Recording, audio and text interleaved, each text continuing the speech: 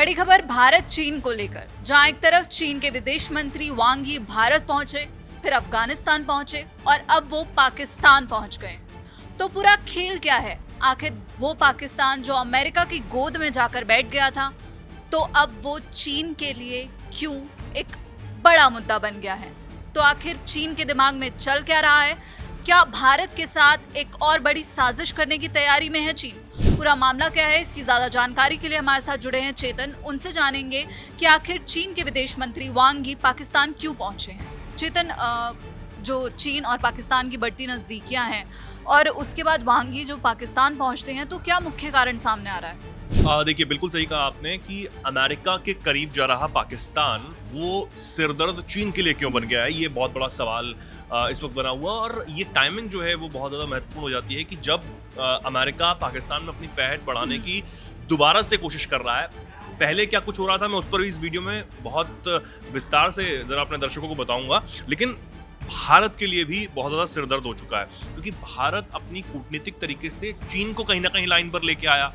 पाकिस्तान तो वैसे ही ढीठ देश है, तो उसको भी सीधा करना बहुत ज़्यादा ज़रूरी है। और भारत अपने तरीके से किया भी, आगे भी करना जानता है, और ज़रूरत पड़ेगी तो वो दोबारा करेगा, ये साफ हो जाता है।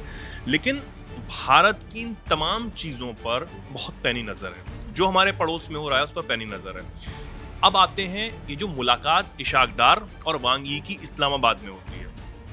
इससे पहले आपने हमारे दर्शकों को बताया, और आपने वो वीडियो भी किया था सोनम, आपने बताया भी था कि इससे पहले जो मुलाकात हुई थी वो काबुल में हुई थी, यानी कि अफगानिस्तान में हुई थी। वो जो मुलाकात थी उसमें तालिबान, चीन और इसी के साथ पाकिस्तान के विदेश मंत्री थे। CPEC 2.0, China Pakistan economic corridor 2.0, यानी कि उसका विस्तार करना।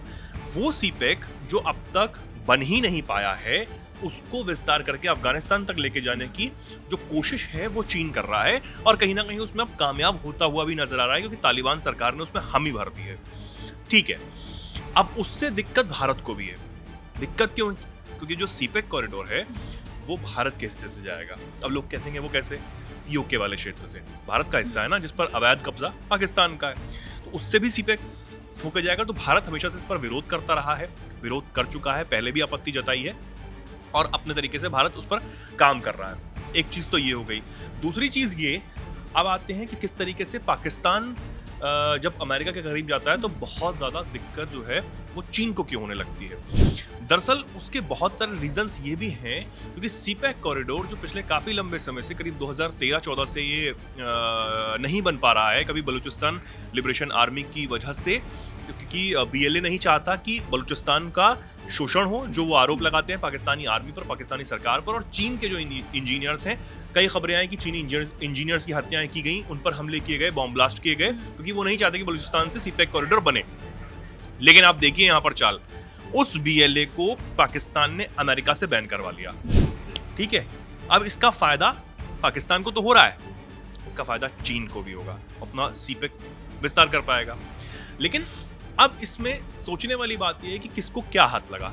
पाकिस्तान को जो फंड मिल रहा है वो मिलता रहेगा, अमेरिका से भी मिल रहा है, खैरात इधर से चीन से भी मिल रही है, तो वो तो अपना देश जैसे तैसे ही सही चला रहा है।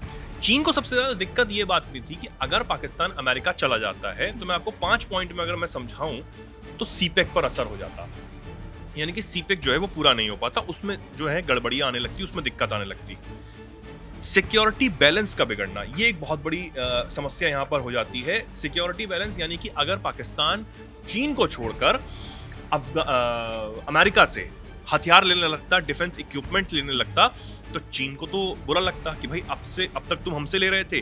तो जो चीन अपने कर्ज वाले ट्रैप में देशों को फंसाता है, उससे पाकिस्तान कहीं ना कहीं निकलने लगता। ये दूसरी दिक्कत। अफगानिस्तान पर पकड़ जो है वो चीन की कमजोर होने लगती, क्योंकि इससे पहले जो चीजें चल रही थी, यानी कि हालांकि अफगानिस्तान को कोई नहीं जीत पाया, हम सब जानते हैं कि यूएसएसआर भी नहीं जीत पाया, रशिया भी आया था नहीं जीत पाया, अमेरिका आया वो भी नहीं जीत पाया, 20 साल तक लड़ाई लड़ता रहा लेकिन नहीं जीत पाया।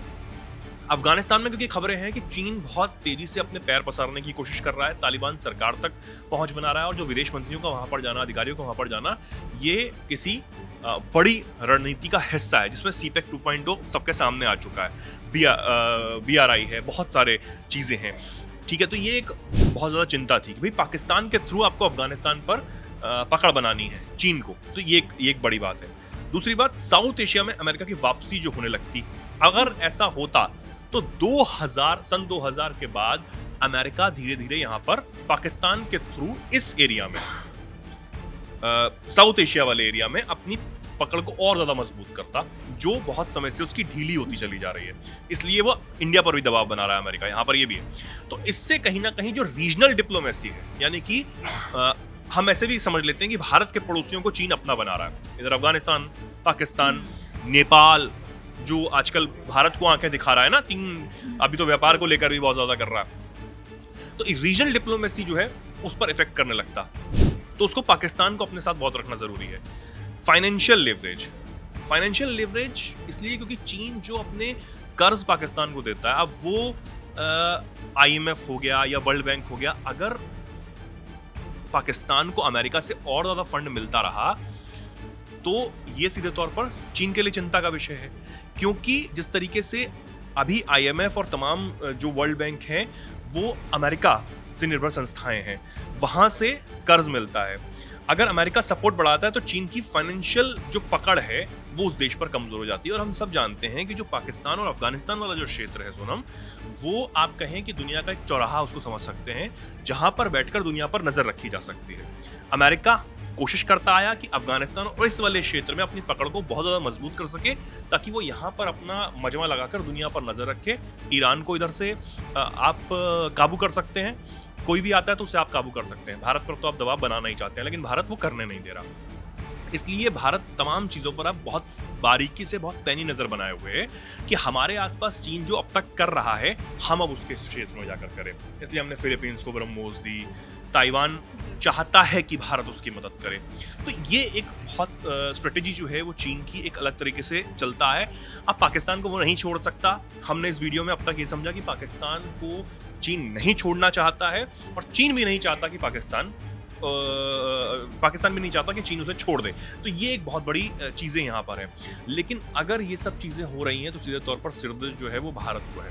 भारत अपने तरीके से इस पर काम कर रहा है, लेकिन बहुत लंबे समय तक हमें इस पर नज़र बनाए रखनी होगी। और अगर कुछ भी होता है तो हमें तुरंत उस पर एक्शन लेना होगा। हालांकि हमारे रिश्ते आप देखें तो अफगानिस्तान से हमारे रिश्ते बहुत अच्छे हैं। पहली बार विदेश मंत्रालय स्तर की बातचीत भी अफगानिस्तान और भारत के बीच में हो चुकी है।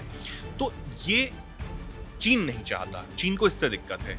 पाकिस्तान से तो हमारी खटपट है ही। पाकिस्तान क्योंकि एक ढीठ देश है, आतंकी देश है, तो वो चीन को दिक्कत नहीं करता है, वो भारत को दिक्कत करता है। तो पाकिस्तान को जो इस्तेमाल किया जाता है ना भारत के खिलाफ, वो चीन भी कर रहा है, वो अमेरिका भी कर रहा है। लेकिन चीन के लिए इंपॉर्टेंट है क्योंकि चीन यहाँ पर है, अमेरिका नहीं है, अमेरिका के लिए भी इंपॉर्टेंट है। तो ये एक जो वो क्षेत्र है, मतलब वो देश नहीं, वो लोग नहीं इंपॉर्टेंट है, वो जो क्षेत्र है वो इंपॉर्टेंट है। तो ये एक समझने वाली बात हो जाती है। तो इसलिए जो मीटिंग यहाँ पर इस्लामाबाद में हुई है और इससे पहले अफगानिस्तान में हुई है, वो चीन अपनी विस्तारवादी नीतियों को, क्योंकि वो उसी से चलता है, उसी से काम करता है, तो ये एक बहुत बड़ी बात हो जाती है पाकिस्तान को अपने पास रखना। और अमेरिका के पास अगर पाकिस्तान चला जाता तो चीन को मैंने समझाया इन 5 पॉइंट्स में कि बहुत ज़्यादा सिरदर्द जो है वो हो जाती है। जी, तो जैसा कि चेतन ने आपको समझाया कि चीन अब एक नया गेम प्लान खेल रहा है, तो क्या चीन जिसका इतिहास धोखा देने का रहा है, क्या वो भारत को एक बार फिर से धोखा देने की तैयारी में है? क्या वो भारत के खिलाफ फिर से एक और साजिश रच रहा है? ये तो आने वाला वक्त ही बताएगा। लेकिन भारत भी पूरी तैयारी करके बैठा है कि अगर कुछ भी होता है तो भारत भी डट कर जवाब देगा। इस पूरे मामले पर आपकी क्या राय है, हमें कमेंट बॉक्स में ज़रूर बताइएगा। और चेतन, आपका बहुत शुक्रिया पूरी जानकारी के लिए, और देश और विदेश की खबरों के लिए जुड़े रहिए दैनिक जागरण के साथ। नमस्कार।